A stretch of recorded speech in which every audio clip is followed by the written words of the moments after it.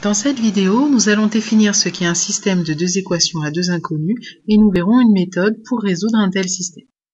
Alors d'abord, définissons ce qu'est un système de deux équations à deux inconnus. Alors si A, B, A', B', C et C' sont des nombres connus, si j'ai un système, c'est-à-dire deux équations collées l'une en dessous de l'autre, avec ax plus by égale c et a'x plus b'y égale c', j'ai bien deux équations. Ax plus by égale c est une équation avec deux inconnus x et y. A'x plus b'y égale c' est bien une équation avec les deux mêmes inconnus x et y. Et c'est tout du premier degré parce que j'ai pas de carré. Une solution d'un tel système, ça va être un couple de nombres qu'on prend l'habitude de noter x en premier et y en deuxième, pour lequel les deux égalités vont être vérifiées, vont être vraies en même temps.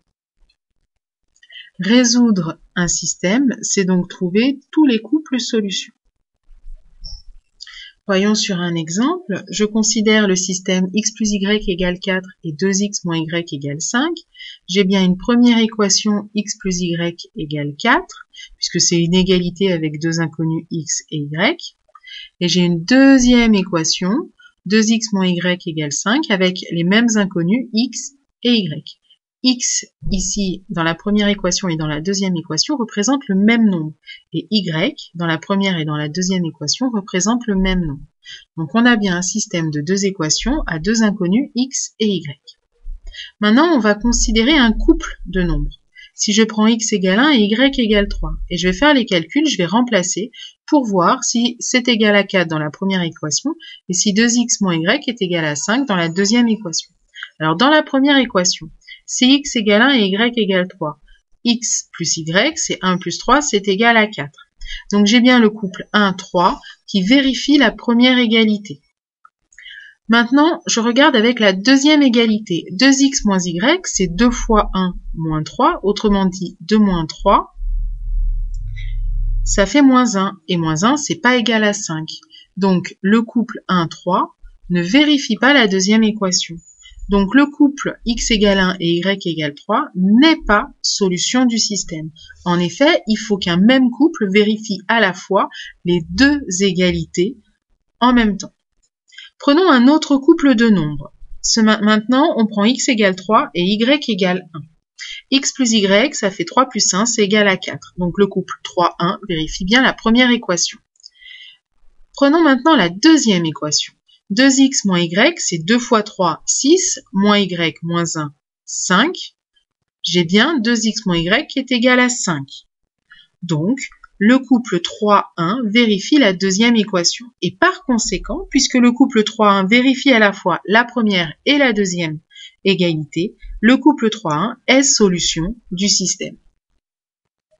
Voyons maintenant une méthode de résolution pour un tel système. Alors, la méthode qu'on va voir, c'est la méthode qu'on appelle de résolution par combinaison. Parce qu'on va faire des combinaisons de chacune des équations, puis on va les additionner et les soustraire.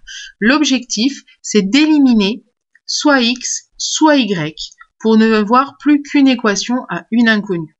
Alors, pour ça, on regarde les coefficients.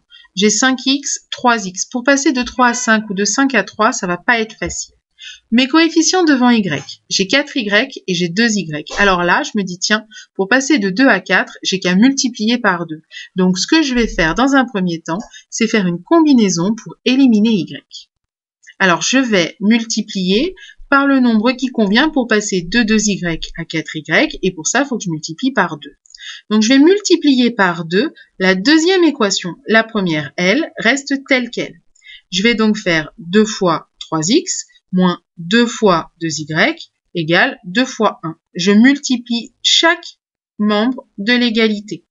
Et j'obtiens donc un système équivalent qui me dit que la première équation reste telle qu'elle, et la deuxième, 2 fois 3x, ça fait bien 6x, 2 fois moins 2y, ça fait moins 4y, et 2 fois 1, ça fait 2. N'oublions pas, pour qu'une égalité reste vraie, il faut multiplier par le même nombre le membre de gauche et le membre de droite. Alors maintenant, je m'aperçois que j'ai du plus 4y et du moins 4y. Si j'additionne les deux équations, je vais annuler le terme en y. C'est ce que je cherche à faire. Donc, je vais maintenant ajouter terme à terme les deux équations.